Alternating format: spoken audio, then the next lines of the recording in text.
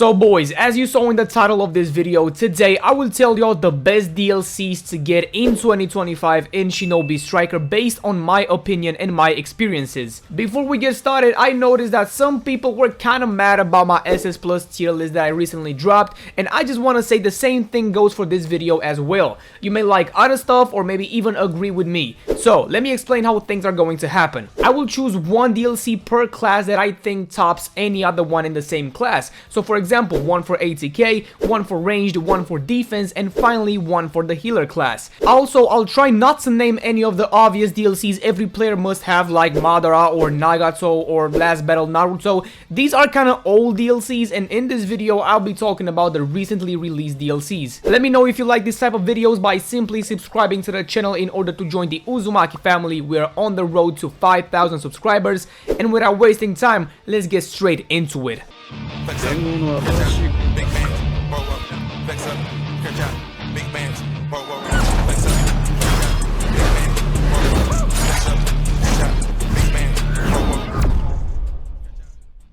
Starting with the ATK class, I will pick the Kawaki Karma Progression DLC. This DLC, in my opinion, tops any ATK DLC released recently. Some of you may say that the best is Kid Naruto, but after Rasengan Connections nerf, I'm more leaning towards Kawaki. So basically, Kawaki comes up with two jutsus, the Daikokuten Shokatsu and the Sukuna Hikona God Hunter. Daikokuten is a jutsu that throws a staff that Kawaki shrinks to the point where neither you or the enemy can see it. This makes it easier to hit the opponent as they will not have time to react to it because it's invisible, and once the hit connects, the enemy is stabbed with the staff, stunning them in place. Doesn't matter if they're like on the ground or in the air, they will be stunned, and then a cube will drop on them, dealing area damage. Now, why I love this jutsu is that it can be used in multiple ways. Either you want to just damage the opponent, or maybe use it as a combo ender, because if used at the right time, it actually works. This jutsu has the damage it needs to have for an ATK jutsu, but also can travel a lot of distance, making it useful for long range distances. And bro, for just 10 seconds recharge time, I feel like this jutsu is insane, and no wonder why many ATK mains love to rock with this one. Next up, his second jutsu is God Hunter, which I feel like it's kind of underlooked. Kind of works like the flash lights from Borushiki on the range class, but changed a little bit for the ATK. Meaning that the player is invincible while doing the jutsu because of Sukuna Hikona and the ability of the user to like shrink himself. This jutsu is basically a straight up slap dealing damage, which is pretty good in my opinion. I don't really have a lot to say about this because, you know, it's pretty solid. It's not really that complicated. It's just like a, you know, dash with an attack. So yeah, also if you do like on the ground without jumping, you attack from below. That's the only like difference. If you attack from the air, it will like activate the scientific ninjutsu on the arm of Kawaki. Sadly, I don't have a footage of that. I forgot to record it, but yeah, this jutsu slaps. Kawaki's secret technique is the most devastating ATK ult that actually makes you play a part of it. And why I said that? Because probably a lot of you will think Hashirama's ult is more devastating, but you only get to look at it, not play with it. Not only that it gives you insane speed and damage boost, but also you can nullify any incoming projectiles sent at you, so like fireballs or like kunais, they just disappear. Your heavy attack gets replaced with a freaking dropping cube, so having your first jutsu at your disposal every 2 seconds is just wild, bro. The follow-up for the ult is sending a fireball to your opponent, and whoever gets hit with it, Kawaki will just punch him in the chest, killing him instantly, no matter how much health he got or what class he is. Kawaki Karma Progression, bro, for me is just the definition of an ATK DLC. Moving on to the range class, boys, I will pick Kid Sasuke any other day. And some people will say that the Sasori DLC is the best recently released DLC. And don't get me wrong, Sasori is pretty good. I'm not saying that it's not. But holy, I don't think I am wrong when I say Sasuke is levels above him. Kid Sasuke comes up with two jutsus, the Dragon Flame Bomb and the Shidori layering. The Dragon Flame Bomb is, I think, the most used range jutsu right now in Shinobi Striker, because from my experiences, it is very hard to play a match and not see at least one player using this jutsu. And in essence, this jutsu is very simple but also very valuable. The user will throw shurikens with string attached to them and kind of make a curve when you throw it, starting wide at first and going to a more direct line as the jutsu ends. And that makes it easier to hit whoever is in front of you. Once the jutsu hits, the enemy is stunned in place, being wrapped up with strings, and the user sends a fireball dealing damage and also setting the enemy on fire. The jutsu leaves a small area of strings that makes whoever sits in that area walk slower, and that makes an opening for the user to get in that zone and hit the enemy with his weapon, as they will not be affected by the slow effect. I mean, come on bro, this jutsu kinda has it all. No wonder why this jutsu is on the range class. Just look at how far it can go. Safe to assume it can travel half of the survival exercise map. His second jutsu is the Shizori layering, and I'ma take the hate on this one and say this is the best Shizori in the whole game. You may agree with me, you may not, that's your opinion, but this Shizori, once you hit an opponent, will just pop back up. As you can see, as soon as I hit the enemy, the jutsu will charge up like 80%, so you just have to wait maybe like 2 seconds before doing another Shizori. And the good thing is that even if the enemy blocks the jutsu, you still get the recharge. They will think they are safe because they block the jutsu, but then you just do another one right after and catch them off guard. And there is no way of telling that this is a different Shizori from the enemy's point of view. Yeah, there are like some curse marks on the user's body, but nobody will have the time to look at your character when there's like a huge lightning all over you. Judging by those facts, I believe this is a real solid jutsu. Sasuke's secret technique is the curse mark second state, and at that time it was a very requested transformation in Shinobi Striker. The user will get speed boost and damage boost just like Kawaki's ult, but on top of that will also get tracking boost, meaning you will dash at your enemy with insane speed. The heavy attack gets replaced with the Phoenix Flower jutsu that you can spam how much you want, you know, making it like a killing machine. The follow-up of this secret technique is a very interesting jutsu. Sasuke does the Onyx Shizori but in like a huge line, and whoever gets caught in that line, again, dies no matter the HP or the class.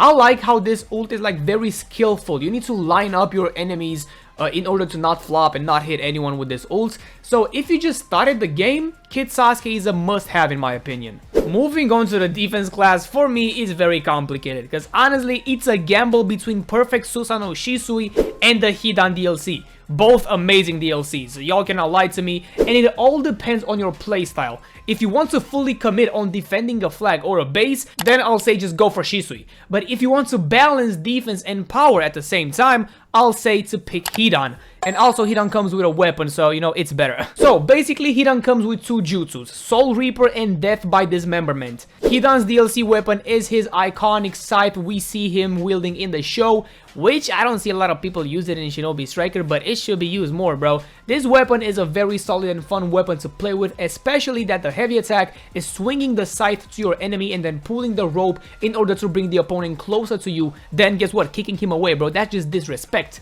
It looks cool while also doing high damage. The combos are pretty fun. You will see a lot of like spins and movements despite being a defense class weapon, which should be like slower if you think about it, but no, it's actually the opposite way. The first jutsu of Hidan is Soul Reaper, and listen to me, I think it's the best overall jutsu in the entire game, and I know I will get flamed for this. First of all, the jutsu is very simple. It involves a dash at your target and then a few slashes of your weapon. But the insane feature about this jutsu is that it will buff a different attribute every single time you use this jutsu, and it will remain with you until you die. Here you have on the screen the whole buffs. I will not go through everything because that will take a long time, but check out number 6 though. It basically restores your whole HP back to full and also increases the max health you can have, bro. Like, I cannot tell how many times this came in clutch for me, and I was on the verge of dying trying to clutch the game. I was fighting 4v1 situations, bro, and I was just gasping for air, and then I see my whole HP bar is maxed.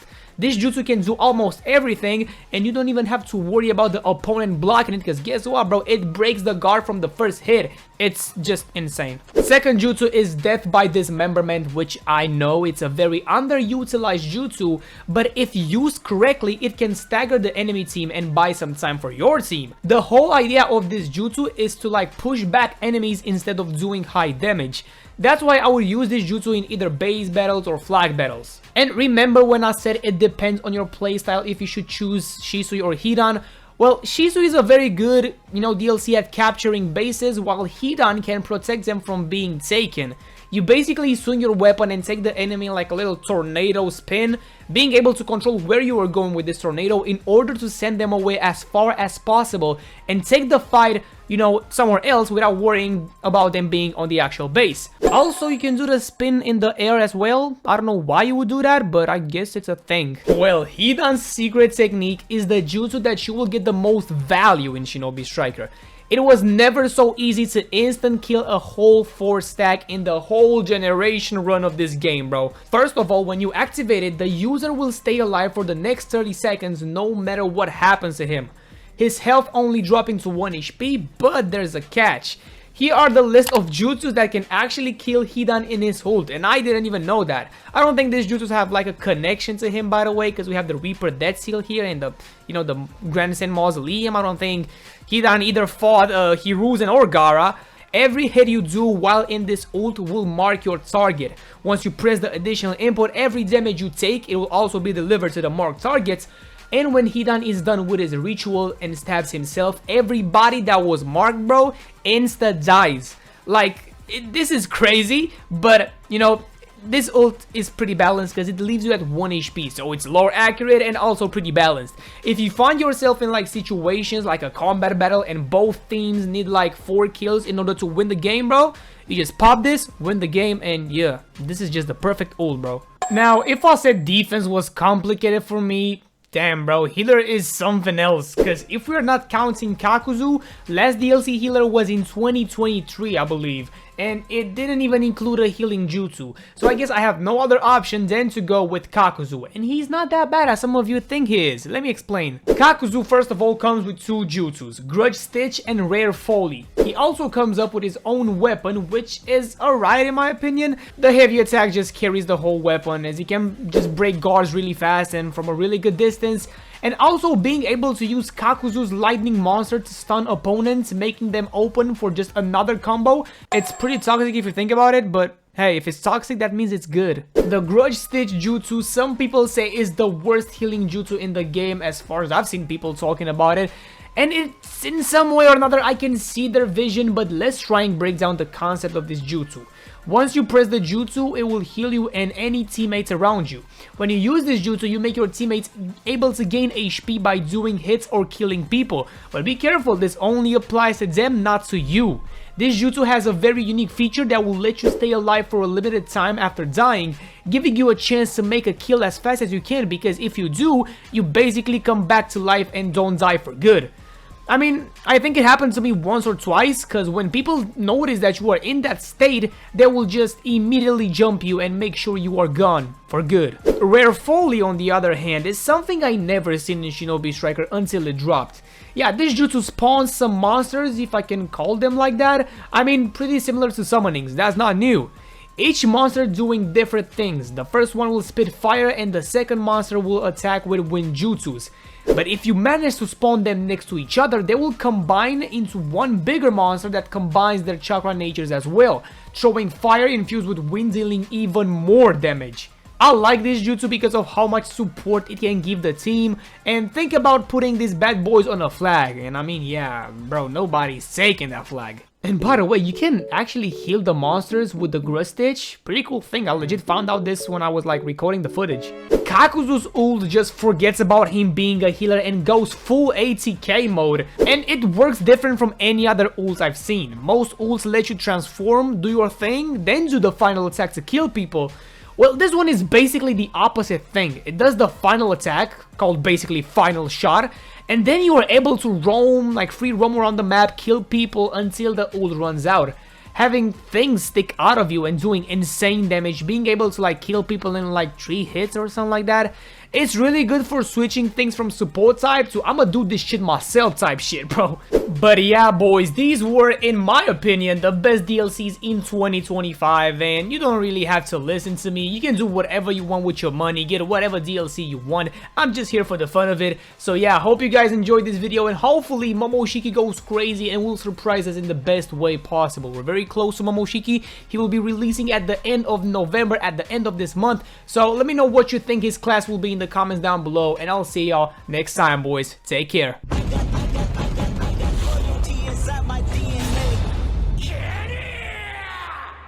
I got